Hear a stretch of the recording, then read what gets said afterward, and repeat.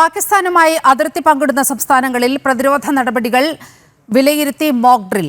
ഭീകരാക്രമണവും അടിയന്തര സാഹചര്യവും നേരിടാനുള്ള പരിശീലനമാണ് ഓപ്പറേഷൻ ഷീൽഡ് എന്ന മോക്ക് ഡ്രില്ലിലൂടെ നടത്തിയത്.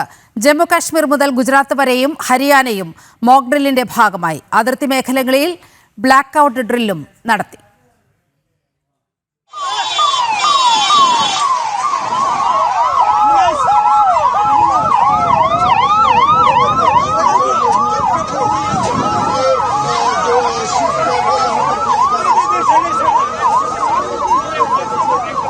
ശ്രീനഗറിലെ കമ്മീഷണർ ഓഫീസിൽ സ്ഫോടനവും അക്നൂരിൽ തീപിടുത്തവും ഭീകരാക്രമണവും ഉൾപ്പെടെ വിവിധ സ്ഥലങ്ങളിൽ വ്യാജമായി അടിയന്തര സാഹചര്യങ്ങൾ സൃഷ്ടിച്ചുകൊണ്ടാണ് ഓപ്പറേഷൻ ഷീൽഡ് എന്ന പേരിൽ മോക്ക് ഡ്രിൽ നടത്തിയത്.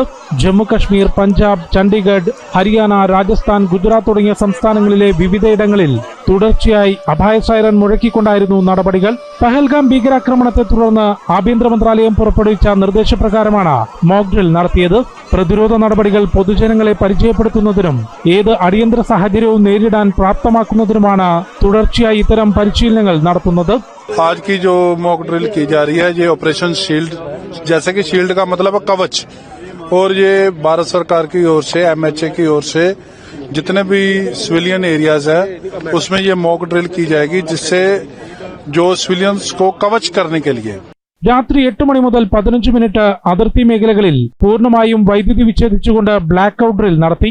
അതിർത്തി മേഖലകളിൽ സൈന്യത്തിന്റെ പ്രതിരോധ സംവിധാനങ്ങൾ ശക്തമാണെന്നും സാധാരണക്കാരെയും പ്രതിരോധ നടപടികൾ പരിചയപ്പെടുത്താനാണ് തുടർച്ചയായി പരിശീലനങ്ങൾ നടത്തുന്നതെന്നും ഉന്നത ഉദ്യോഗസ്ഥർ അറിയിച്ചു.